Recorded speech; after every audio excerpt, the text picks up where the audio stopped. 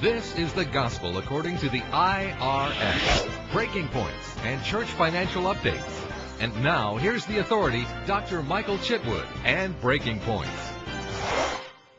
Hi, I'm Michael Chitwood. Welcome to Breaking Points. As you know, as you do the church books and you try to comply with all the laws of the land, you know as well as I do that you could possibly go to bed totally legal and wake up totally illegal. The reason for that is because nonprofit law and the tax-exempt code is so broad and it's so much material that if you don't have someone that really on top of this, you can get so far behind that you'll seem like you'll never get caught up. I would like to give you some hope today and let you know that a firm, Chitwood & Chitwood, is a firm that's been doing this for over 62 years. We have nonprofits, large and small, that we represent, so we want to give you the confidence that we know what we're doing. We're the very best when it comes to churches and nonprofits. I want to talk to you today about a subject that is misunderstood. And this subject needs a lot of clarification. It's going to be totally different than what you've ever heard before. In fact, think about this.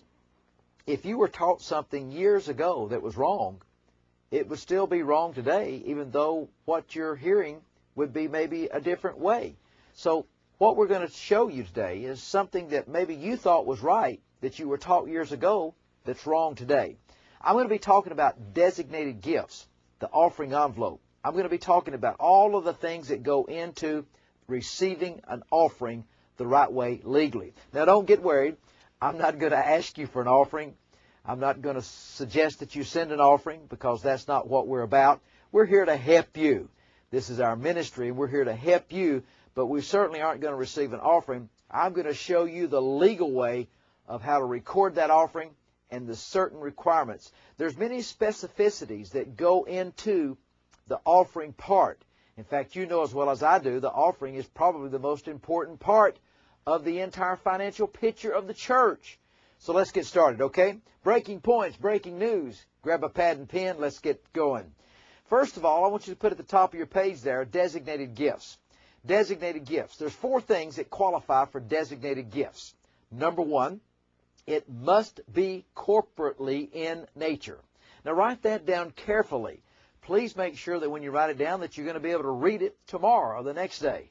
Number 1, the 4 classifications for designated gifts. Number 1, corporately in nature.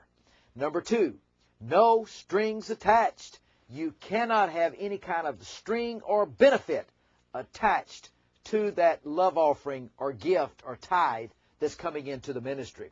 Number 3, you must make sure it's arm's length. That means from the top of my shoulder to the ends of my fingertip. It's arm's length. It's that far removed from any possible private allurement. And the last thing, lack of influence because of any personal gain. Lack of influence because of any personal gain. The 4 categories of designated gifts that you must understand. Number 1, corporately in nature. Let me explain it to you. Ladies and gentlemen, it's now time, and this is just an example, it's now time to receive our morning tithe and offering. Now, you know there's 2 commandments there. Some of you preachers out there, you only deal and dwell upon the tithe. But there's 2 commandments out there. Bring the tithe and the offerings into the house. So it's time to receive a morning offering, our tithes and offerings here. We want you to take an envelope, and if you're paying by check, cash, or credit card, or money order, fill out an envelope and put your gift, your tithe, your offering in an envelope. Here's why.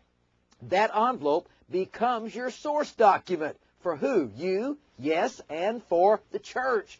We have to have an audit trail of all funds that come into the church, just like we have an audit trail of all funds that go out of the church. So we have to have a concise, complete, verifiable audit trail.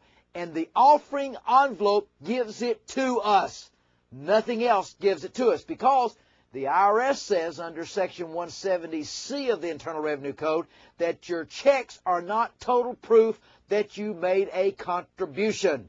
And we'll go into that a little bit later in other programs, but for now, it's important for you to realize that designated gifts must comply with the 4 things: corporately in nature, no strings attached, lack of influence because of any personal gain, and it must be arm's length distance. In all that you do, get wisdom and understanding on this subject, because how you record that will document the audit trail for your church finance compliance program.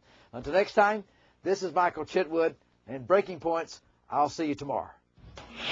Breaking Points gives you the latest IRS updates and tax law. Pastor, if the IRS came to your church today, what would you say?